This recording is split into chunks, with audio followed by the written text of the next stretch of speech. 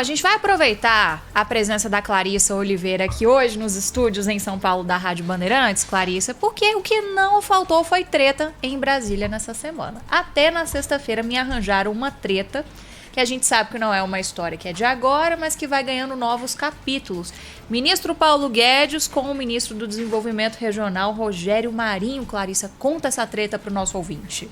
Bom, pessoal, esse é um daqueles clássicos, né, em que algum político, um integrante do governo decide se reunir com um pequeno grupo, faz um petit comité a portas fechadas e acha que nada vai sair dali. E a gente sabe que não é assim que funciona, principalmente quando tem mais de uma, duas pessoas na sala. E o que aconteceu? O ministro do Desenvolvimento Regional, Rogério Marinho, se reuniu com alguns economistas hoje pela manhã em São Paulo. E nessa reunião ele falou longamente ali sobre alguns assuntos, como, por exemplo, a criação do programa Renda Cidadã, que era o Renda Brasil, que é o Bolsa Família, aquela coisa toda que a gente já mencionou mais de uma vez. Nem o que é mais agora. E ali veio aquela confusão sobre usar dinheiro dos precatórios. E aí, segundo os relatos que foram feitos por integrantes dessa reunião ao broadcast, que é um dos veículos do grupo do Estadão, né? Foi feito ali um relato detalhado dessa reunião, onde Rogério Marinho teria, então, dito, por exemplo, que a ideia rechaçada pelo próprio Paulo Guedes de usar precatórios para pagar pelo programa Renda Cidadã, que gerou tanta polêmica essa semana, teria sido sugerida pelo próprio Paulo Guedes. Ou seja, ali, né, tava chamando de mentiroso, né, gente? Não tem muito segredo, né? E ali foi uma reunião onde ele teria feito várias declarações nessa linha, ou seja, falou mal do Paulo Guedes, pelas costas dele, aquela coisa clássica. Paulo Guedes decidiu responder quando foi perguntado sobre o assunto, disse, olha, então ele é um mentiroso e um fura-teto.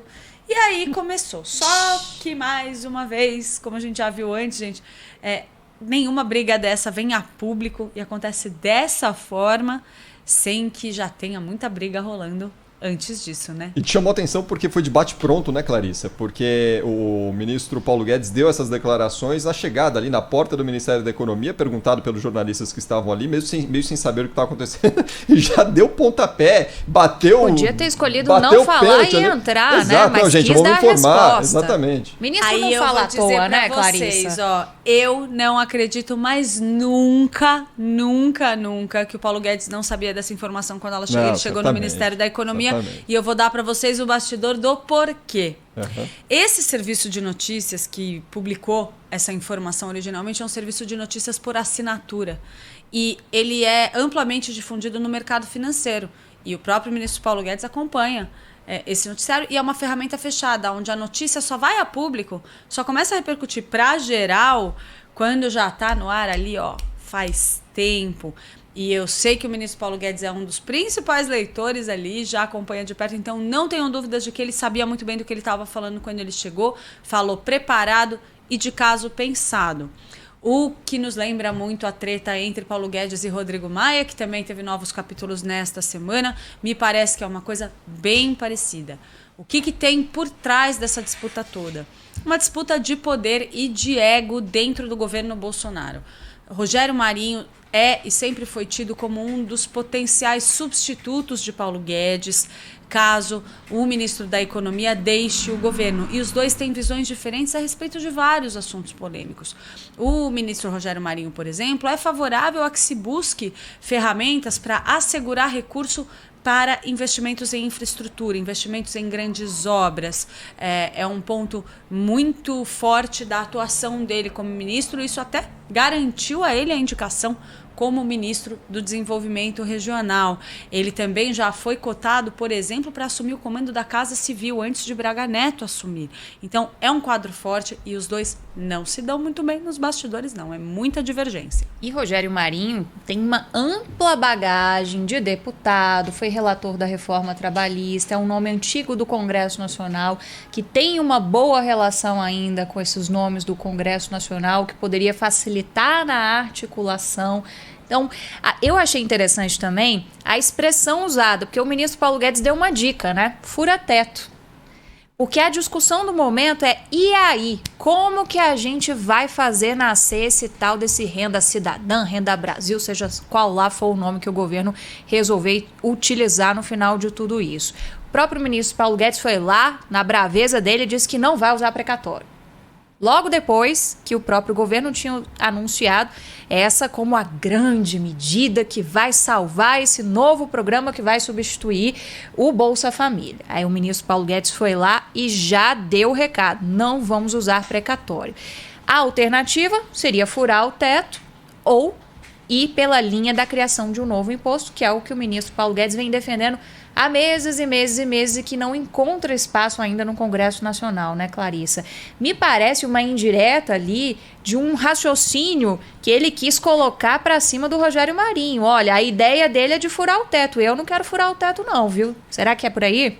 É exatamente por aí e tem muito a ver com aquele episódio, eu não sei se vocês se lembram, da liberação dos tais 5 bilhões de reais para obras de infraestrutura, que depois o ministro Paulo Guedes teve que ficar correndo atrás desse dinheiro, porque tinha sido combinado com o ministro da Infraestrutura, o Tarcísio de Freitas, e também junto com o ministro Rogério Marinho. Então, todo esse cenário, essa briga por dinheiro, tem muito a ver também com essa disputa interna no governo do presidente Jair Bolsonaro. Agora, seja como for, né, gente, é muita lavação de roupa suja.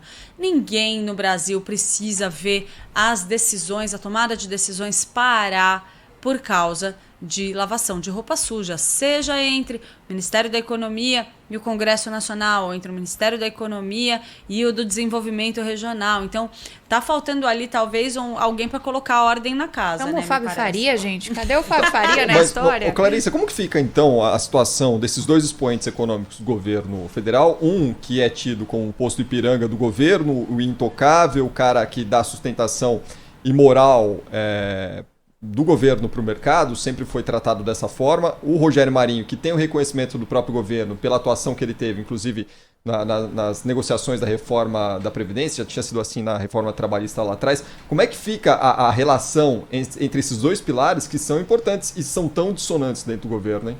Como que tem saída para isso? Olha, eu acho que disputa interna em qualquer governo vai ter, né, gente? A gente tem que entender que é parte da democracia, parte do funcionamento de um governo.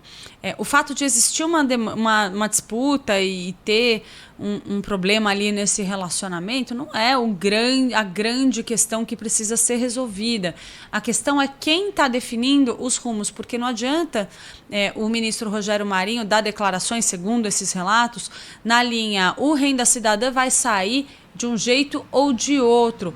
E aí, sugerindo aí que a solução pode ser furar o teto, é disso que o ministro da Economia, Paulo Guedes, falava, então vai dizer que ele não leu a matéria, estranho, né, gente?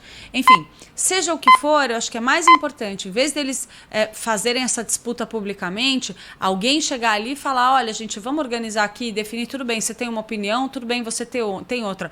Bom, quem vai decidir sou eu. Quem tem que fazer isso? O presidente Jair Bolsonaro.